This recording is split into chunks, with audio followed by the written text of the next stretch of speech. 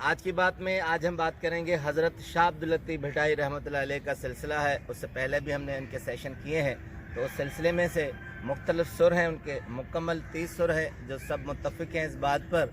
उसमें से हम मुख्तलिफ सुरों में से कुछ अशार, कुछ वाक़यात, कुछ हालात, शाह अब्दुल लतीफ़ भिटाई रहमतुल्लाह अलैह की ज़िंदगी पर हम कुछ वाक़यात शेयर करते हैं। उसके बाद कुछ अशार होते हैं जिनकी हम कोशिश करते हैं।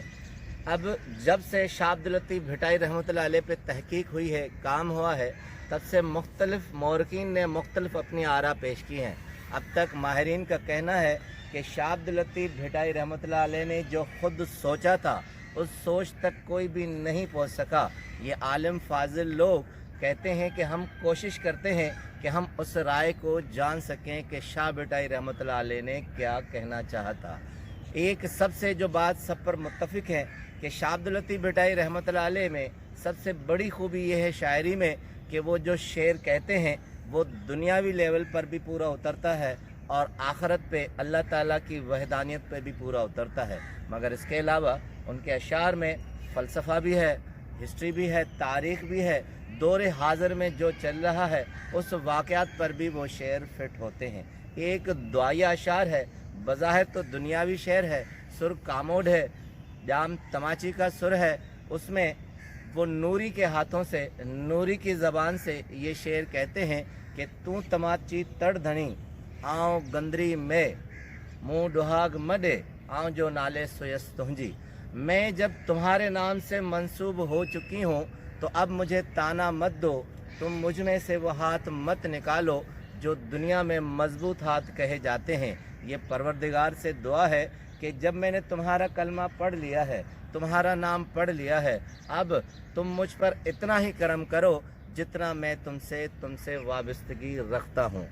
अब चलते हैं वाक़यात पर। पिछला हमने एक वाक़या शेयर किया था कि ठट्ठा की बहुत बड़ी शख्सियत, उस पर हम पहले भी सेशन कर चुके हैं, मोहम्मद हाशिम ठटवी साहब, जिनकी अब भी दौरे हाज़िर में किताब मिस्र की जामा ज़हरा में पढ़ाई जाती हैं। उसके बाद एक और शख्सियत हैं, इसका हवाला इंसाइक्लोपीडिया के अलावा दूसरा हवाला तोहफ़तुल कलाम मीर अली शेख काने ठटवी फ़ारसी की किताब है, बहुत नायाब किताब है। उसका हवाला डॉक्टर नबी बख्श बलोच साहब ने दिया है। कहते हैं कि शाह साहब अक्सर बदीन की तरफ जाते थे। चैप्टर 18वां है तोहफ़तुल कलाम का, वो बदीन सारे वहाँ के जो गांव हैं उनका किस्सा लिखा है और लिखते हैं कि वहाँ कौन कौन से बुज़ुर्ग होते थे। तो नबी बख्श बलोच साहब कहते हैं कि जब शाह अब्दुल लतीफ़ भिटाई रहमतुल्लाह अलैह बदीन से आगे जाते थे तो रहम की बाज़ार है मिट्टी के पास, वहाँ से होते हुए वापस ठट्ठा की तरफ आते थे तो ज़रूर एक बुज़ुर्ग है, बहुत बड़े बुज़ुर्ग हैं, उनसे मुलाकात करते थे। उनका नाम मखदूम मोइन ठटवी साहब है। मखदूम मोहम्मद मोइन ठटवी साहब बहुत आलम फाजिल हैं, अदबी लिहाज से भी बड़ा उनका कद था और बहुत पहुँचे हुए बुज़ुर्ग भी थे।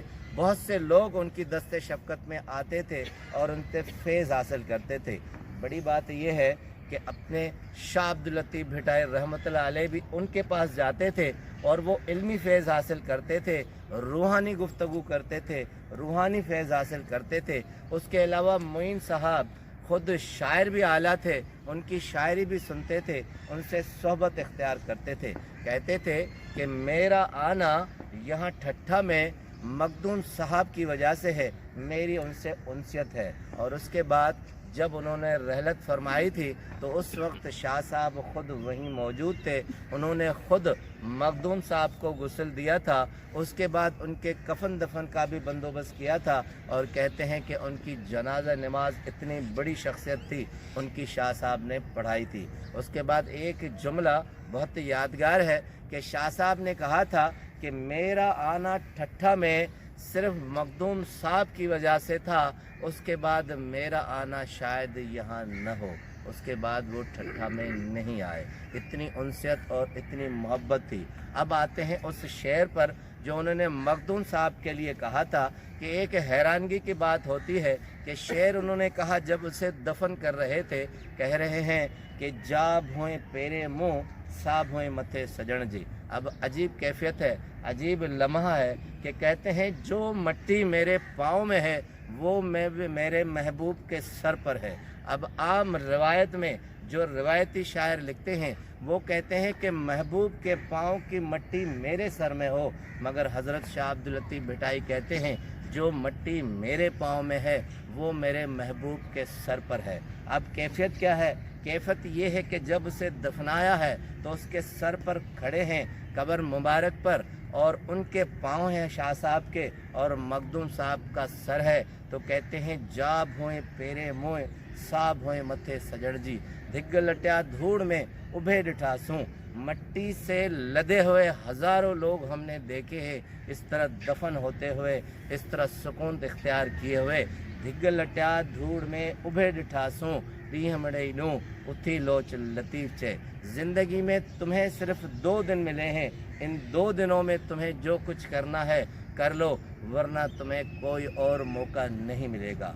शाह साहब कहते हैं ये मट्टी जो मेरे पाँव में है वो महबूब के सर पर है, और इस तरह लदे हुए हज़ारों लोग मैंने देखे हैं, और उसका फ़लसफ़ा ज़िंदगी का ये है कि आपको 2 दिन जो ज़िंदगी में नसीब हुए हैं उसे अवेल करें, उसे बामकसद बनाएं और ज़िंदगी को इस तरह जिएं कि आपकी ज़िंदगी आपके जाने के बाद भी यादगार रहे। एक सुरकारायल है, उसमें हंस का जिक्र है, तो शाह साहब इसी अंदाज में कहते हैं कि जिए कत्तर चुने कुड़ भरिए बोल बुझंदे हंज। ये जो दुनिया में जिस तरह हंस जो है वो मोती खाता है समंदर से निकाल कर, तुम जो दुनिया में अपना पेट भरते हो कुड़ भरिए, तो ये भी सुन लो हंस कि जिस तरह तुम दुनिया में खा रहे हो मोती जे मेहरान जा पूरा चुनेज पंज, ये 5 नमाजों की तरफ इशारा है। मगर हंस को कह रहे हैं तुम जो समंदर दरिया के अंदर जाकर जो मोती खाते हो, मगर उसका हक भी तुम्हें निभाना पड़ेगा, तुम अपने फ़र्ज़ भी पूरा करना। मोती जे मेहरान जा पूरा चुनेज पंज, अज के सुबह संज तो ढबी में ढेर थिए। ढबी में यानी एक लम्हे में दुनिया से गुज़र जाओगे, तुमने जो खाया है उसका निभाओ। अब आते हैं उस आफाकी कैफियत पर, कहते हैं दुनिया में जो तुम खा रहे हो, जो दुनिया से ले रहे हो, उसका भी हक निभाओ, अपनी नमाज़ें 5 भी पूरी करो, और जो तुम्हें अहकामात दिए गए हैं वो भी पूरा करो, वरना आज नहीं तो कल एक लम्हे में इस दुनिया से चले जाओगे। तो ज़िंदगी में आप जिसका कलमा पढ़ते हैं, आप जिसका खाते हैं, ज़िंदगी में जो मकसद ले आए हैं उसे पूरा कर लें, वरना ज़िंदगी 2 दिन की है, एक लम्हा ज़िंदा तो दूसरा लम्हा आखिरत का है। तो इसलिए ये सबक शाह साहब का अपने जहन में रखें कि जो आप ज़िंदगी में करें वो काम ऐसा हो जो दुनिया में भी अच्छा हो और आखिरत के लिए भी काम आए। आपका बहुत बहुत शुक्रिया।